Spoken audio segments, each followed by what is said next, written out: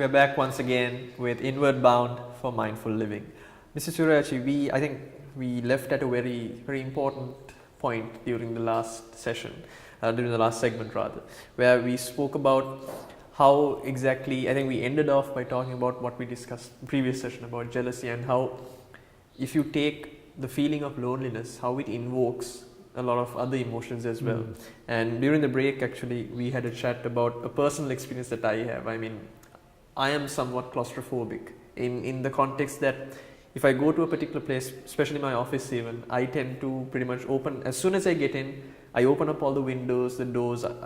I'd like to call it an open door office, but in reality, it is because I want open spaces. I don't want to be cramped. And what I've noticed is, on a personal level, when I feel claustrophobic, when I feel like I'm sort of cocooned and when I'm stuck in a place, I might feel stressed, I might feel anxious, I might feel worried, or even scared at times. That fear sort of envelops you, so many different emotions coming in. And you mentioned that it's much more than that. These are very superficial on a physical level. What other forms are there? I think the phenomenon that you described, feeling tensed, stressed, feeling being frightened, anxious, all these things are coming from the dislike to the present moment. Because if you really look at, you feel helpless in this moment, and it's an emotion. And so if you develop mindfulness, you can see where it is coming from. Right. Where it is coming from. And the other aspect of it is in people's lives, it is inevitable that we have to face loneliness. Now we are trained most of the time to be with people. You know, like kids, we have been taken to the play groups to socialize. I think that's very good. But inevitably, every one of us will one day have to be alone. You know, sometimes in youth, getting into adulthood, we look for a partner to fill that space. And the moment you pick a partner, we are starting the journey to be alone one day. Isn't it? Yeah, that's true. That is the most definite end of a relationship. Whether we like it or not. So shouldn't we train to face that? Because normally we train to meet situations which have a probability of happening. Like for example, companies do fire drills. Because there's a probability of a fire occurring. But this is not probable, this is possible. This is possible, definitely. So take the same thing in an organization. Now, when you go higher, normally what happens is you tend to be away from a day-to-day happening.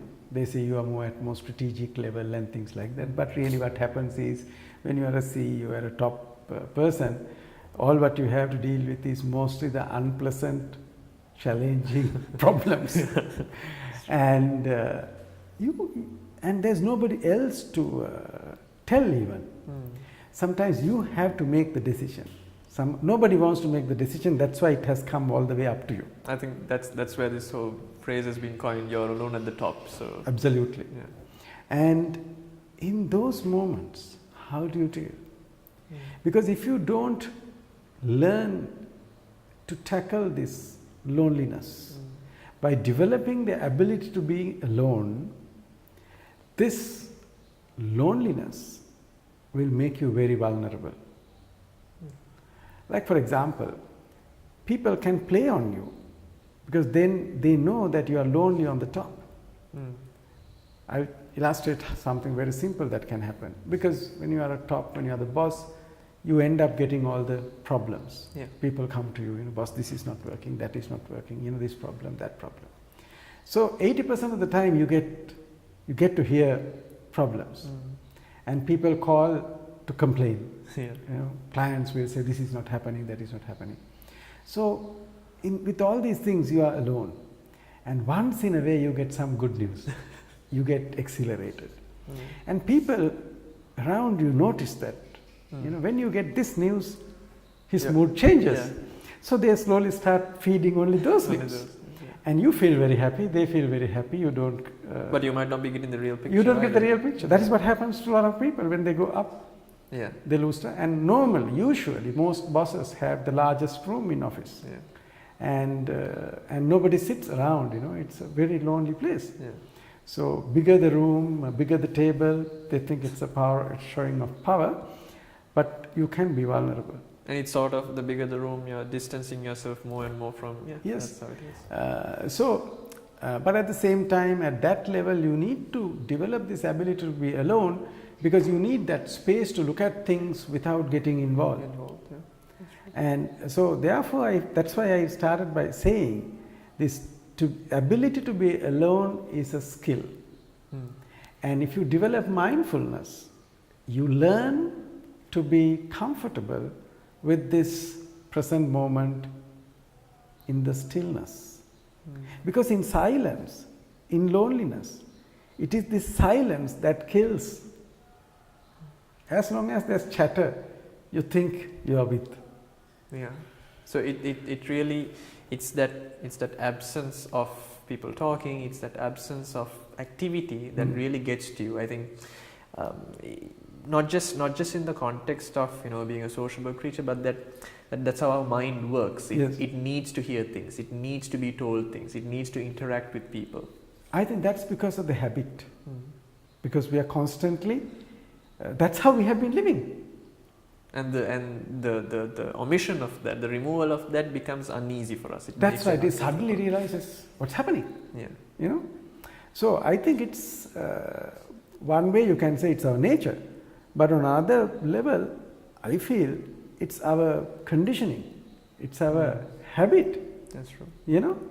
So I have seen people, like for example, if you can try this, choose a day where I'm not working. Maybe at least half a day, to be absolutely silent, without talking, without communicating with using any of these communication tools, and see what happens. Then you realize how your mind really works. And once you stay like that for some time, you realize it's very, very calm.